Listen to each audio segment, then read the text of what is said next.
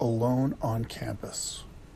It was winter break, and I was one of the few students still on campus. Most of my classmates had left for their holiday vacations, but I was staying behind to finish a big project I needed to turn in after the break. The campus was eerily quiet. No chatter between friends, no bustling crowds rushing between buildings. Just me, a few stray workers, and the security guard at the lab. "Good morning," he said, nodding to me as I walked in. I smiled back, giving a friendly wave. The day was long as I worked on my research. By the time I left, it was dark. The winter chill bit into my skin as I made my way back to my dorm. The campus was dead, and the silence made me feel uneasy. I shook off the feeling. It was just me, alone on an empty campus. I'd been alone on campus before. But then I felt the sensation of being watched. It crawled up my spine, making the hairs on my neck stand at attention. I quickly glanced over my shoulder, but saw nothing. No one. I told myself it was just my imagination. After all, it was dark, and the campus had always felt a little different after hours. The next night, it happened again. I was walking back from the lab when I felt the same unsettling feeling, like someone was trailing me. I glanced behind me and thought I saw something in the shadows near the side of a building. I froze. My heart hammered in my chest. I blinked, and when I looked again, there was nothing there. The campus was empty, and I was starting to feel jittery, but I shook it off again, telling myself that I was just being paranoid. After all, who could possibly be out here? By the third night, I was nervous. The security guard at the lab seemed nice enough, and I considered asking him to walk me back to my dorm, but it felt silly. I was an adult. I didn't want to seem paranoid, and it wasn't like anything had actually happened. So I walked back alone again. This time, nothing happened at all. No strange feelings, no figures in the shadows. The campus was as still as a graveyard. I relaxed and convinced myself I had just been imagining things. It was just the weirdness of being almost alone on campus. In a few days, everyone would be back, and the place would be bustling again. On New Year's Eve, I'd be heading to a friend's apartment and staying there until classes started back up, and campus would be back to normal. My last night on campus, I stayed late at the lab, trying to make the most of my final night of solitude before the chaos of the new semester. I said goodbye to the security guard and noticed that he seemed to be napping at his desk, his head tilted back. I didn't think much of it. He had worked long shifts during the holidays, and it had to be boring with next to nobody there. I started walking back to my dorm, the wind chilling me to my core. It was just after 10 p.m., and the campus was as quiet as a tomb. But then the feeling hit me again, that overwhelming sense of being watched. I glanced over my shoulder, but there was no one there. Still, I couldn't shake the unease. Then I heard it. Footsteps behind me. I froze, my heart racing. I turned around quickly. Nothing, just the empty campus. But then, from the corner of my eye, I saw movement. A shadow, a figure. I squinted, trying to make out any details, but it was too dark. It was just moving toward me. My blood ran cold. This time I didn't hesitate. I turned and started running. I could hear the footsteps behind me, matching my pace. I ran faster, but my lungs burned. I was no athlete. I spent all my time in the lab, not at the gym. My chest felt like it was going to explode as I pushed myself harder, my dorm still a few hundred yards away. I could hear the figure gaining on me. They were getting close, too close. I felt a hand grab my shoulder. I stumbled and fell hard to the cold ground. Pain shot up my arm. I screamed, the sound echoing through the empty campus. And then I felt a weight on top of me, a man pinning me down. His breath was heavy, his hands rough as they grabbed at my clothes. His gloved hand covered my mouth, stifling my screams. I could barely breathe. Just then, a cloud drifted past the moon, giving me just enough light to see his face. It was the security guard, the same one I'd said goodbye to just moments ago. I froze. I couldn't move. He had been the one I had greeted every day, The one I had even thought about asking to walk me home. I felt so stupid for ever trusting him. "That's it," he whispered, his voice sickly sweet. "No need to fight. Nice and easy." I wanted to scream. I wanted to cry, but my body felt limp, helpless. He thought I'd given up, that I was too terrified to do anything. But he was wrong. I still had my key in my hand. I shoved my fist toward his face, the jagged edge of the key digging into his eye. He screamed, his body jerking back in agony, his grip loosening. I scrambled to my feet, adrenaline pumping through my veins. He reached for me again, but I kicked him square in the crotch, knocking him to the ground. I didn't wait to see if he'd get up. This time, I didn't hear footsteps behind me. This time, he wasn't following. I made it to the front door of my dorm, gasping for air, my chest heaving with sobs. The grad student at the front desk saw me and immediately asked what had happened. I was barely able to explain through my tears. He called campus security, who arrived in minutes, but by then, the guard was gone.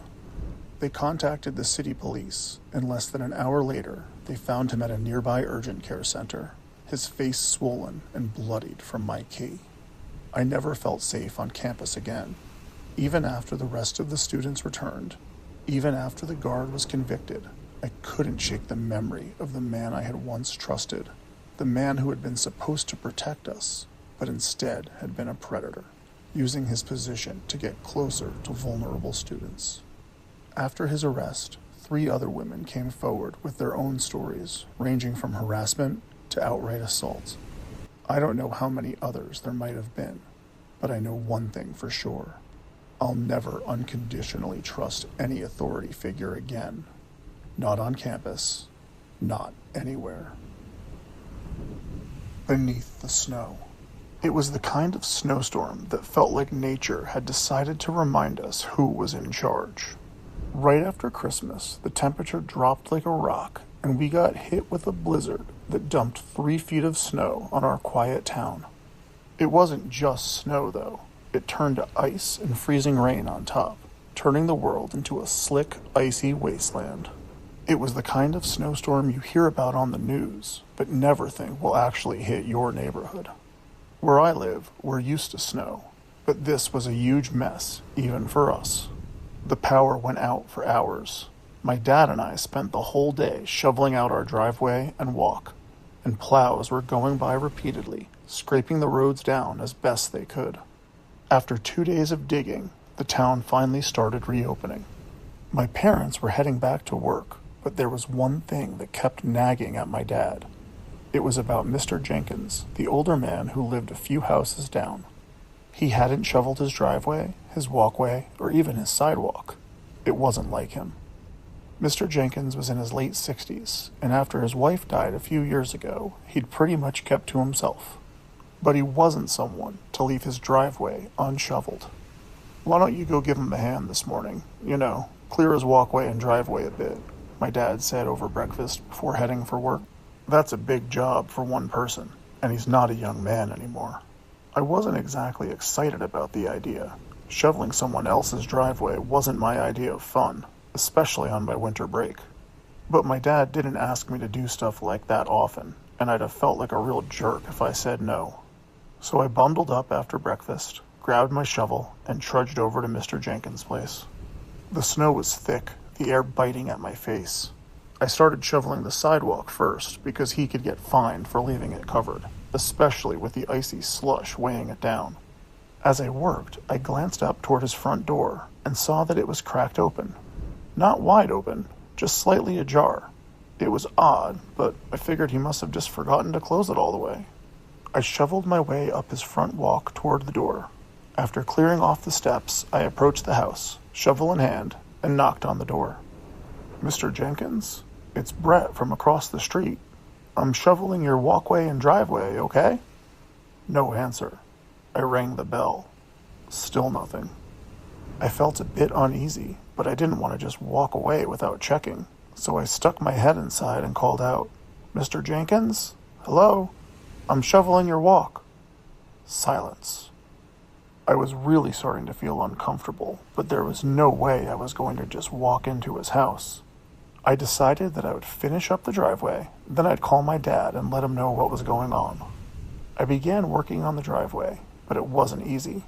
The snow was heavy and thick, especially with the ice that had settled on top. My back ached and my cheeks burned from the cold, but I pushed on, glancing up at the cracked door every few minutes, hoping to see Mr. Jenkins come out. But he never did. Halfway through, my shovel hit something solid in the snow. I figured it was a tree branch or something left behind before the storm, but when I knelt down to dig around it, I felt something strange. It didn't feel like a branch or debris. It felt wrong.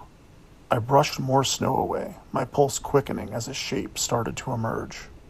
Whatever it was yellow, bright yellow. My stomach flipped as the realization hit me. It was a coat, and someone was still wearing it. I gasped and stumbled back, my heart pounding in my chest as the full scope of what I was seeing started to register. It was a body. I fell backwards in the snow, my mind racing, trying to comprehend what I was looking at. My breath caught in my throat as I scrambled to my feet and bolted toward home, my legs barely able to carry me fast enough. I could feel the icy grip of panic wrapping around me. I rushed inside, heart hammering.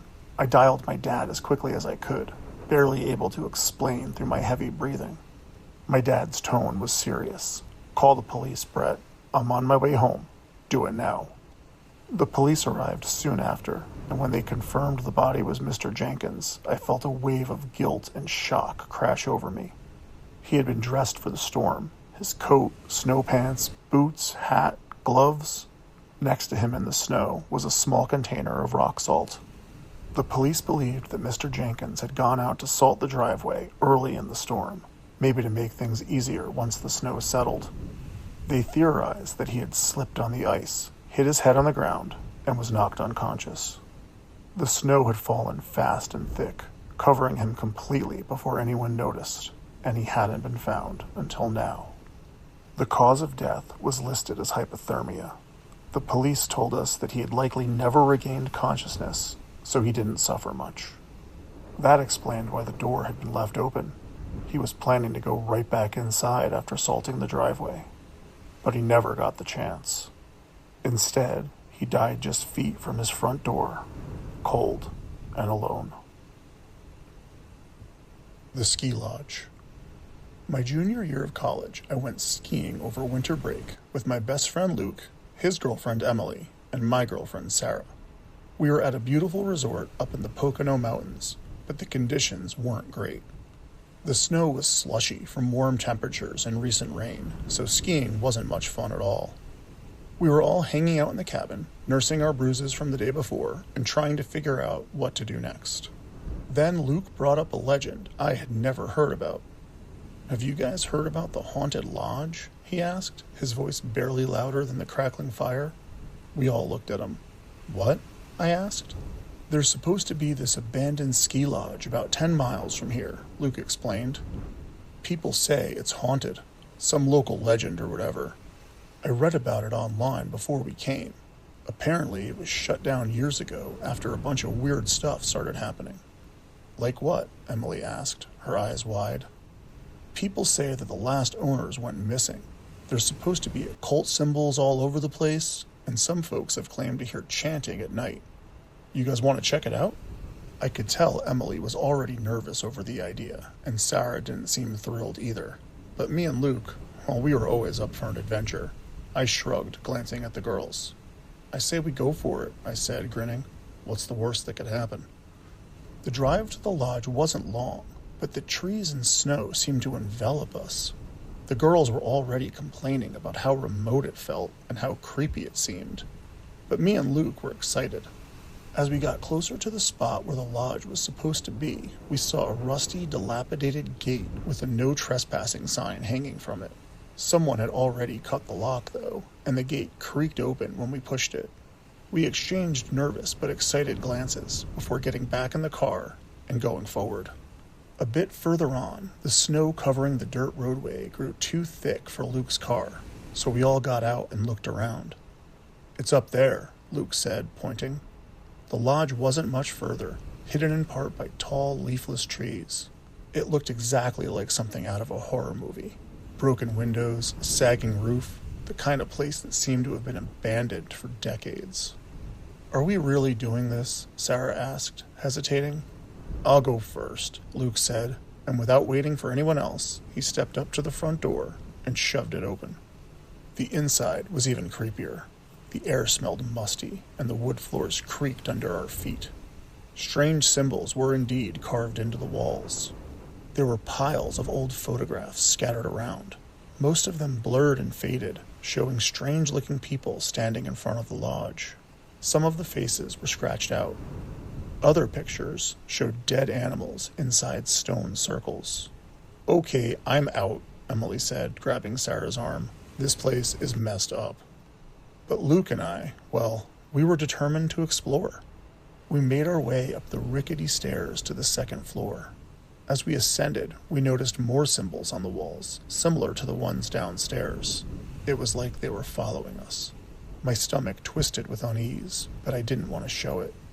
At the top of the stairs, there was a hallway. The faintest glow was coming from beneath one of the doors. My heart skipped a beat. "Do you see that?" I whispered to Luke. "I see it," Luke said, his voice low.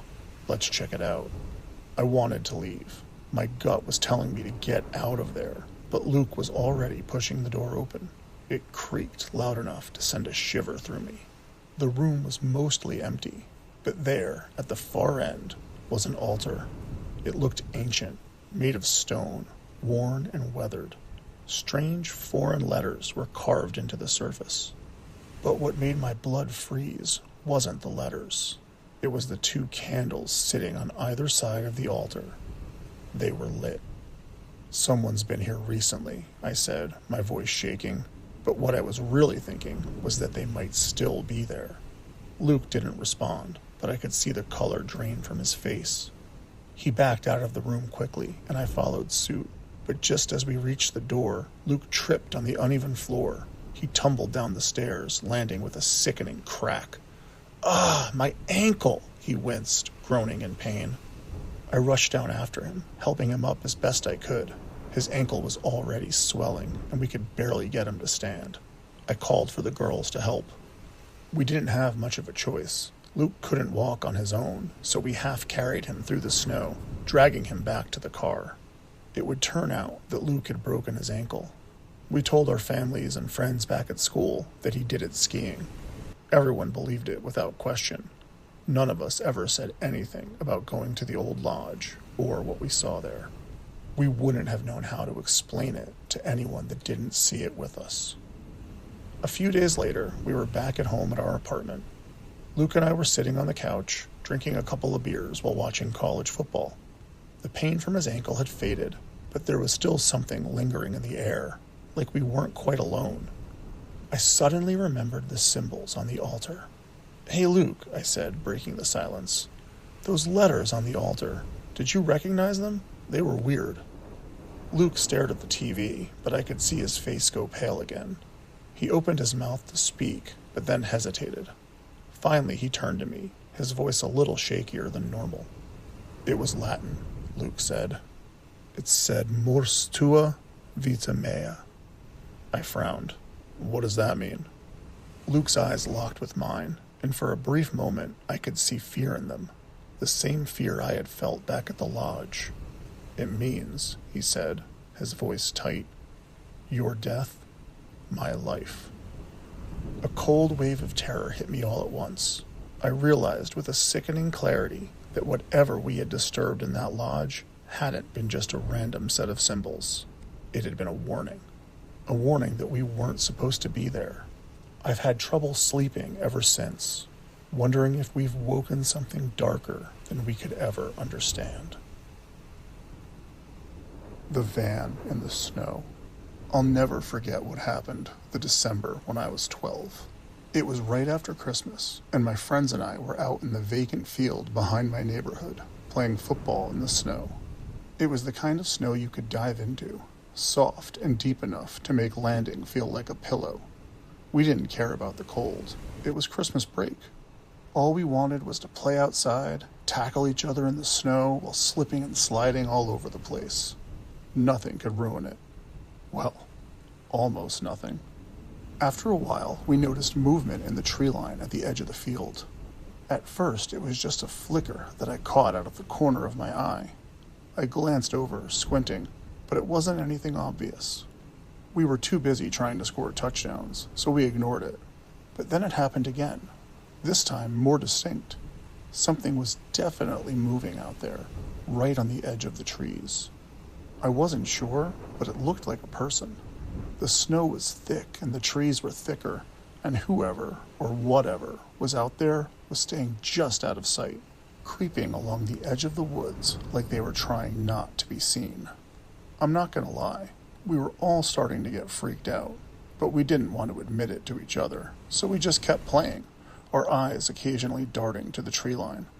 We were acting tough, but we were all on edge. The sun started to dip behind the horizon, our signal to head home. The game was over.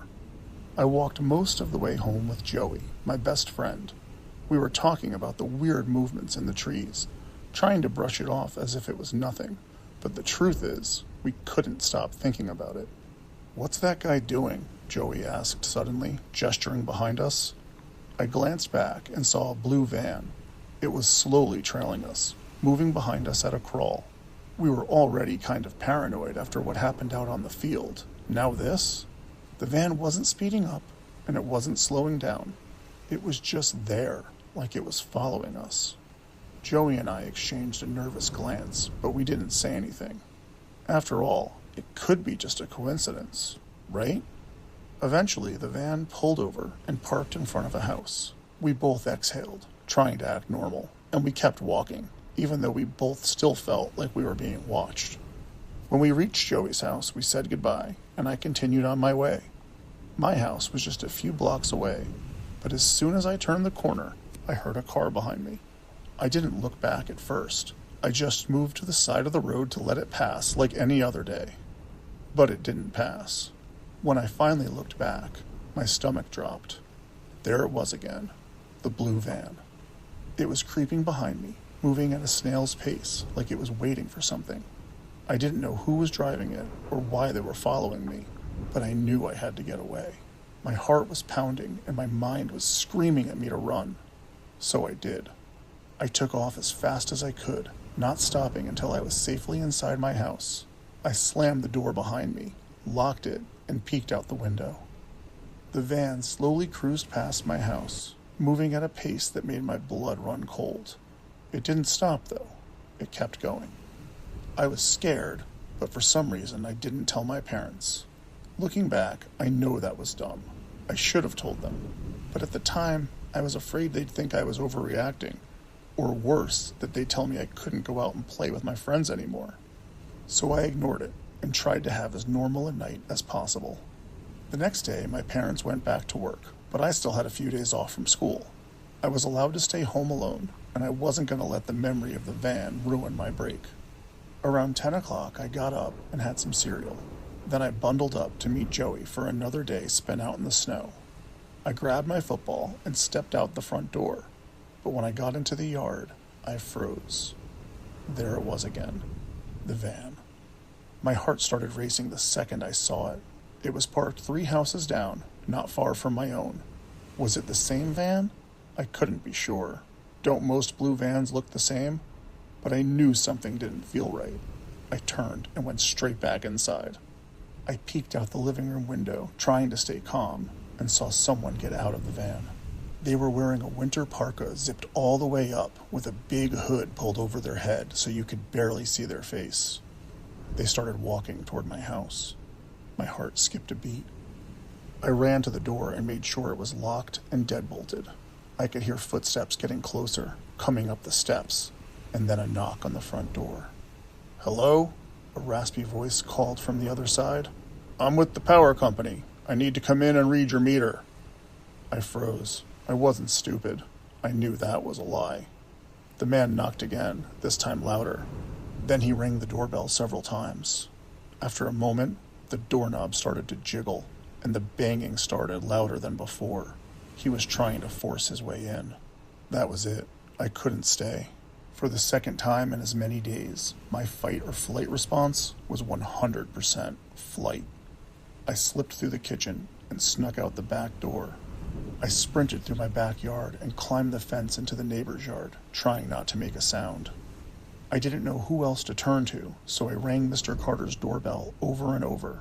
He was in his 70s, and I'd barely spoken to him in my entire life, but I didn't care. He opened the door with concern in his eyes. I blurted out what was going on, and without hesitation, he pulled me inside, then walked me through the house to check out his back window. "I don't see anyone," he said, "but they could still be out front." Mr. Carter called the police, and his wife, Mrs. Carter, made me a cup of hot chocolate while we waited. I was shaking. Daisy, their ancient cat, curled up in my lap, purring. By the time the cops arrived, the van was gone. The man had vanished. I gave my best description, but I never got a good look at his face, and I hadn't even thought to get the license plate number. My parents rushed home not long after the police arrived and spent the rest of the day with me. The police couldn't find anything. They never even identified a suspect, never mind arresting anyone. I spent weeks on edge, glancing over my shoulder every time I heard a noise. My constant state of anxiety eventually lessened to the point where I felt safe going out with my friends, but I didn't stay home alone again until I was a senior in high school. Even today, almost 20 years later, when I hear the slow crawl of a car behind me, my heart still skips a beat. Thanks for listening, friends. If you've enjoyed these chilling and allegedly true winter break horror stories, please like the video and subscribe to the channel. And we'll see you next time with more whispers from the pines.